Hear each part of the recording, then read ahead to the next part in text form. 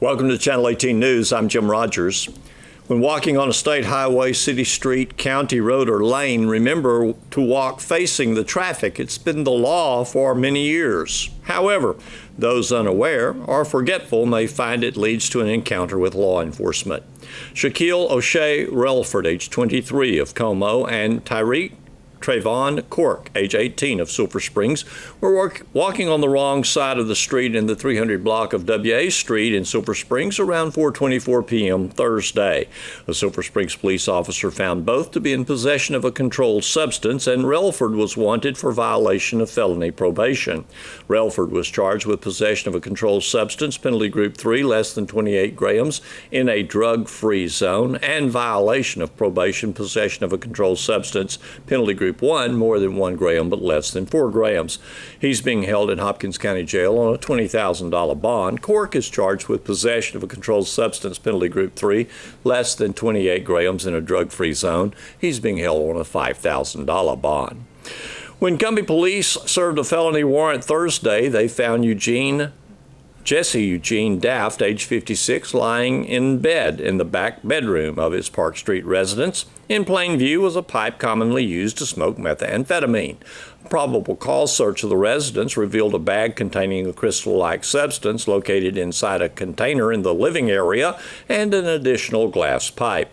With Daft was Joe Lynn Putman, age 53, who also lived at the Park Street residence.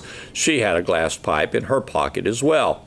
Ms. Putnam was charged with possession of a controlled substance more than 1 gram but less than 4 grams in a drug-free zone. She's being held on a $15,000 bond. Daft also charged with possession of a controlled substance more than 1 gram, less than 4 grams in a drug-free zone, a $15,000 bond. He's also being held on violation of probation, possession of a firearm by a felon. There is a benefit tennis tournament coming up to benefit Can Help, and it's set for Saturday, May 6th at the Sulphur Springs High School Tennis Tournaments. To find out more about this, let's talk to Shanna Martin of Can Help. Yes, I'm the director of Can Help. Been there for going on 3 years. Can Help is where I see all those cars all the time, because are those shoppers? It's a combination. It could be people coming to our office as well as shoppers, because we do have a low-cost thrift store. And when people donate and shop with us in the store, proceeds from the store go back to help our community programs. Okay. I really like to stop at Can Help. Well, thank you. We like you coming in there. We have some good stuff. You really do, and people are dropping off all kinds of things. We get so many donations, we have almost run out of room. Well, and so we're still going to be, that's a great big building that you're already in. Yes. So, and it's chock full. When you go to shop, whether it be for clothing or things for the baby or housewares, a patio set, I saw that in there the other day, couches, all kinds of things. We do. We have it all. And one of the things that has, because we are getting so much stuff, and some of the things that are happening, or we're getting things that we can't sell that probably should not be brought to us, but probably put in the trash, especially with furniture. So now we're kind of having to be a little bit more strict when it comes to the policy of furniture donations for upholstered items. If it's a good wood furniture item, that's fine. Some nicks, scratches, that can be fixed. But if it's a upholstered item that's got rips, tears, stains, that's something that we won't be able to take any longer just because we can't sell it. And then we end up having to pay to have that taken, removed, basically, from our property. And I think mattresses are in your list. Mattresses, we do not take mattresses. Okay. Yeah. Can Help is on Gilmer Street. Yes, 613 Gilmer Street, right there where it splits off, right across from Family Video. We have a really large building there that houses many things. Not only do we have the thrift store, but we have our Can Help offices where we help people in the community with their needs. Basic needs could be rent, utilities, could be items such as diapers, formulas, medical goods, prescriptions, many different things. We like to say, if you don't know where to go for help, come to Can Help, and then we will figure out how we can help you or point you in the right direction of where you need to be.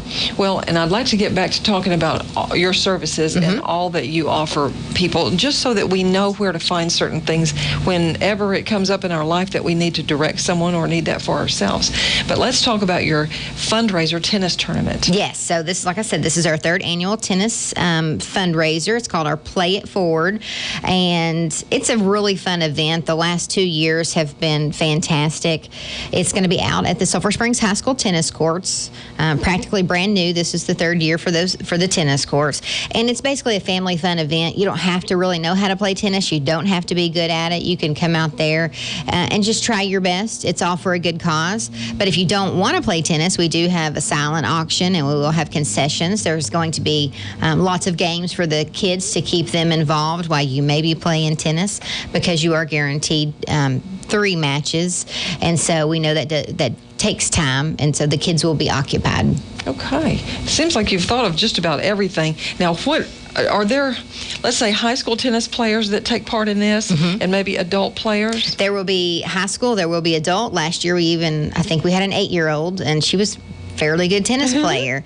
So it's of all ages, and they are grouped together based on their skill level. So it's not a novice will be playing with an advanced person. They group them together based on their skill. So maybe members of a tennis club individually? Oh, that would be great. That would be great. It is it's a team play. So if you can sign up as a team, or if you don't have a partner, we can find you a partner. Okay. What types of tennis will be played? It's the round robin style, and it's going to be all doubles matches. Okay. What will they get? Well, when you sign up for the tennis tournament, obviously you're going to get a T-shirt and just the opportunity to give back to a good cause for us at Can Help. But it really will be a fun family event. I like on your flyers looking about the event T-shirt, and so those are collectible things. All of us have probably a stack of T-shirts that signify some event that we've been to or been part of in our town. That's why I like to collect T-shirts. That's one of the things that I have. I've probably have too many, but I normally, for any event that I do, I always want to make sure I get a T-shirt for that, and that's one of the things that we will. Everyone that signs up will get a T-shirt, and it's not expensive to play. It's $20 for a single player, $40 for a team, and that's for early registration. So you have until Monday for early registration. After that, it goes up $5 more. So try and get those registrations in. And you can register online with us if you go to our website at canhelponline.org. Just click on the link and you can register there. It takes about 5 minutes or less. Okay. Canhelponline.org. That's easy. And if you, for some reason, can't do it online, you could come into the office and register if you wanted to. We do have entry forms to sign up. It is Good Friday, so our office is closed today, but the thrift store will be open. Okay. And then you get your chance to shop, too. Yes, exactly. And then your deadline for early is Monday the 17th, is that right? Yes, early registration ends on the 17th. Okay, good. But of course, you can sign up all the way until probably the Friday before. Well, they try to, Adela Martinez, who's our client services manager and our outreach coordinator, her husband, Tony, is actually the tennis coach there at the high school. Yes. So he will be putting all the teams together and grouping them up.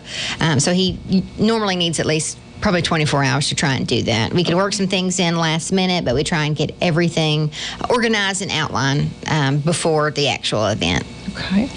And it is the third annual Play It Forward tennis tournament and fundraiser benefiting Can Help. Yes.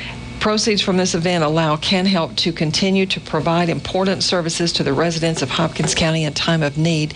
And you are already doing that. You want to continue doing that. So since we have a little bit more time, if you could tell us more about the services. Sure, I definitely will. One thing I wanted to mention, though, I forgot to mention, I did talk about our silent auction that we are going to be having throughout the tournament, but I wanted to let you know some of the prizes that we have. We have Splash Kingdom tickets. J and K Trigger and Bow is donating a membership, 1 month membership. Just Country donated a class. We have some artwork from Dana's, as well as there are a couple really big items where there's a hunting trip and a fishing trip to a ranch, a private ranch here in Hopkins County, and beautiful ranch. So we do have some really nice stuff, and more things are rolling in. So check back with us on our Facebook page, our Can Help Facebook page. We will be posting that stuff within the next week or so people can take a look and actually get the opportunity to probably donate online if they can't, or donate or bid online if they can't make it to the auction on that day. Okay. And it does sound like everything is just well organized for your event on May the 6th. Now, what about if a person needs to call 211? Are you connected with 211? Yes. Now, 211 is a service that we do provide out of the Can Help building. And 211, basically, we contract with the state of Texas with Health and Human Services, and so we do have a call center in our office. It's not somewhere that you could walk into 211, but we do house the 211 services for the Northeast Texas region, which is 9 counties, in our Can Help building. And you can call 211 7 days a week, 365 days a year, 24 hours a day. Now, we're not there all of that time, but you will always speak to a live person and get a trained specialist if you need to call 211 for services. Now, if you did call 211, one of the places they probably would refer you to would be Can Help, because we are a social service agency in the Hopkins County area that does provide services for items such as basic needs. If people need food referrals, or if they need rental assistance, lodging, utility payments, so many things. Sometimes we have helped people just passing through with bus tickets. There are some things that we do that you probably think, I don't know how anybody's going to get help with this. Come to us, and we really try to think outside the box on how we can help people. And besides 211, what other things are under your roof?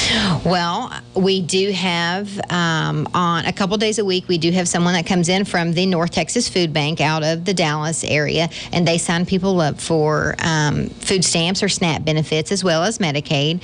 We do have a new person that comes one day a week now, I think on Tuesdays, and he'll be coming to work with people with Medicaid and get people signed up if they need insurance through the marketplace. The RTEX, Council of Governments, the Housing Authority, comes on Thursdays to see clients that are already on the housing program, as well as we do have the East Texas Center for Independent Living. They are housed in our office a couple days a week as well to help those with that could be facing blindness or needing hearing aids, things like that. So we are kind of a hub for services within the Sulphur Springs area. What about a person who's looking for work, maybe volunteer work or part-time work, maybe a senior citizen?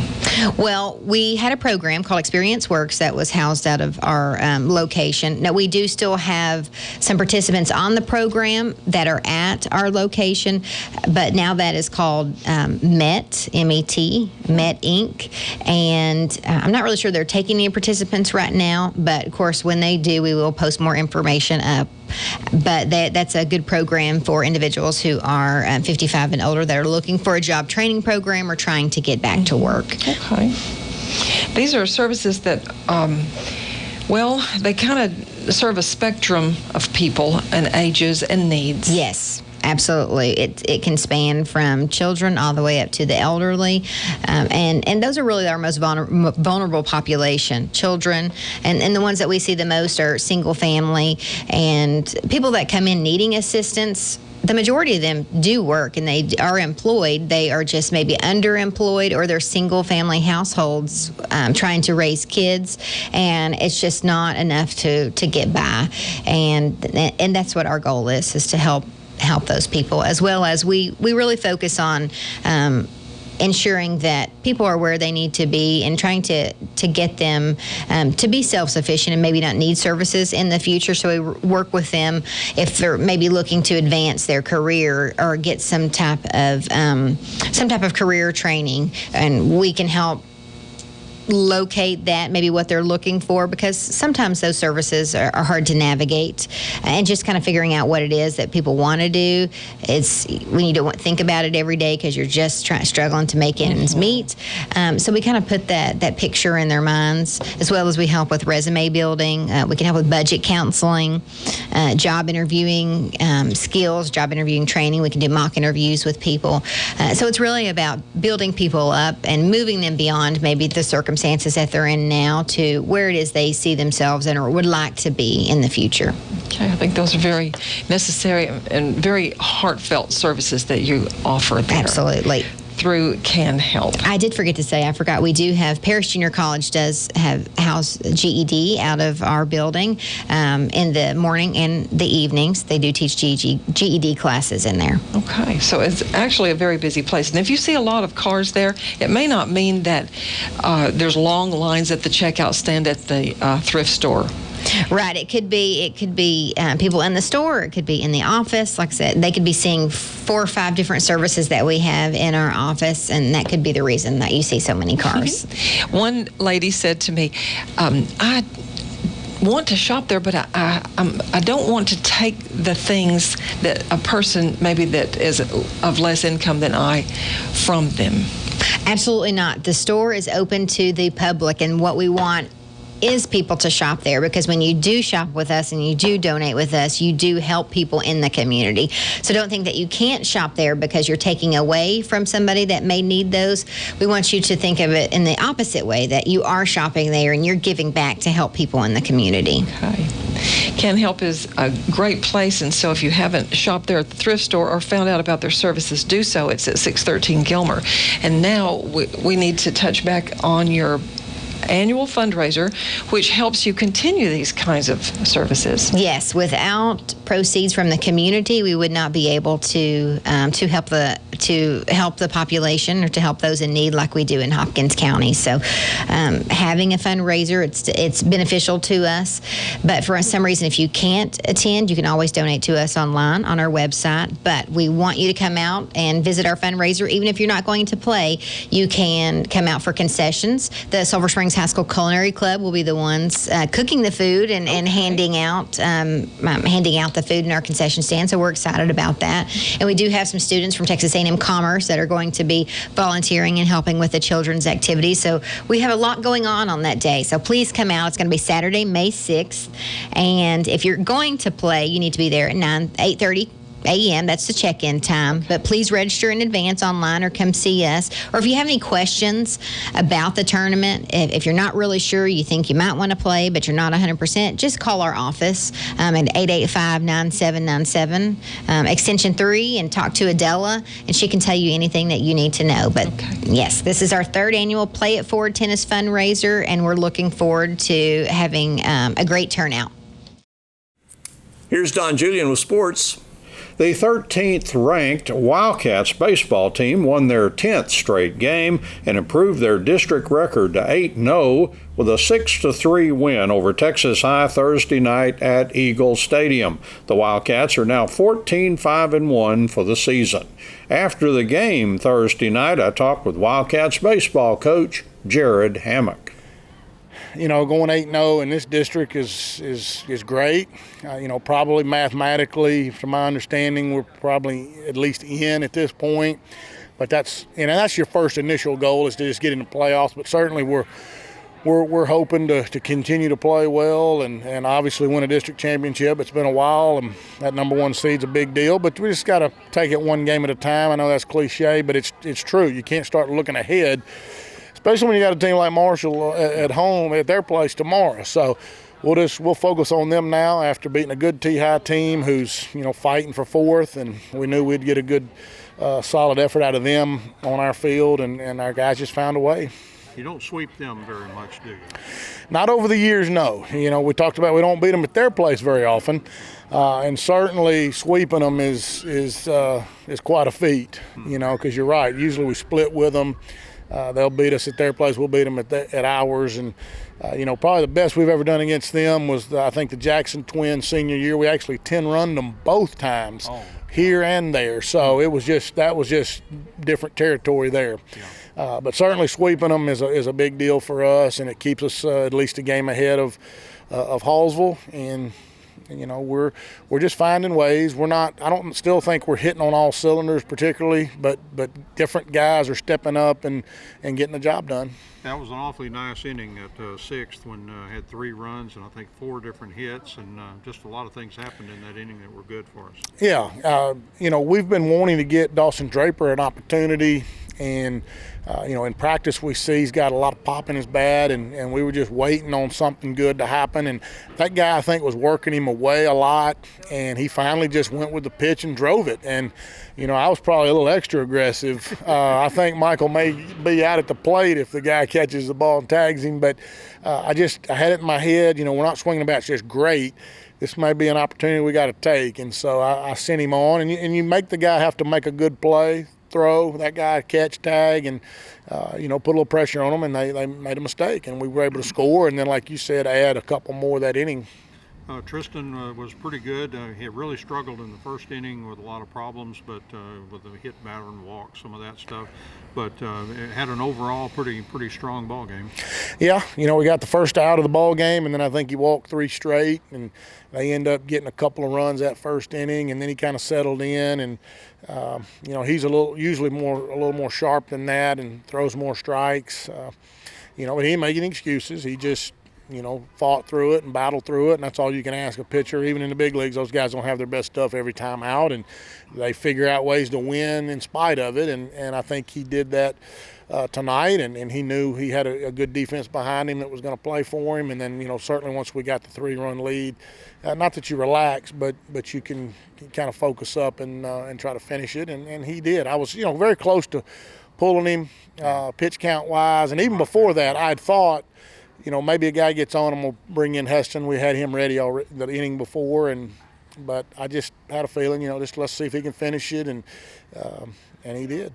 All right. No errors tonight. Good defense for Wildcats. Yeah, when you don't beat yourself, you can have a chance against anybody you play, at your level, and making all the plays is important, and that's what we stress. And I didn't realize it, honestly, one way or the other, but you're telling me, and it's good to know that we're playing solid defense behind our pitchers.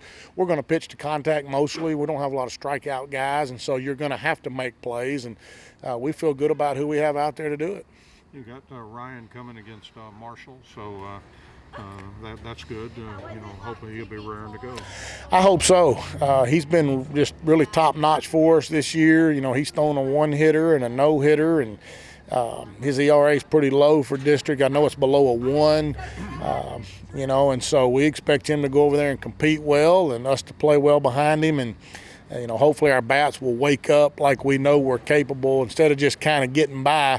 We need to put some big time runs up, and tomorrow over there would be a great time to start, because we're certainly capable of it when we get back to doing what we know is right, the using them gaps in the middle of the field. And they said the guy had a pretty good change, and so we seem to be out in front quite a bit. We never were quite able to adjust our timing, and so we hit a lot of weak balls, I thought, tonight, more than normal. And as hitters, you got to be able to adjust to stuff. And tonight we didn't as much as we needed to, but again, bottom line is, like you said last Saturday, we won, and we're finding ways to win, and so you have to ultimately be happy with the bottom line while yet still trying to fix the things that we're not doing well. The Lady Cats softball team won their 6th straight district game as they pounded first-place Texas High 13-4 at Lady Cat Park Thursday evening. It was senior night, and the Lady Cats recognized Kristen Allen, Hannah Krausen, and Jay Dowdy. Texas High broke a scoreless tie with a single run in the top of the 2nd inning. The Lady Cats scored 2 runs in the bottom of the inning, and they led 2-1. After the Lady Tigers tied the game with a single run in the top of the 4th, the Lady Cats went ahead 4-2 with 2 runs in the bottom of the inning. The Lady Cats stretched their lead to 7-2 with 3 more runs in the bottom of the 5th inning. Texas High rallied with 2 runs in the top of the 6th to make it a 7-4 game.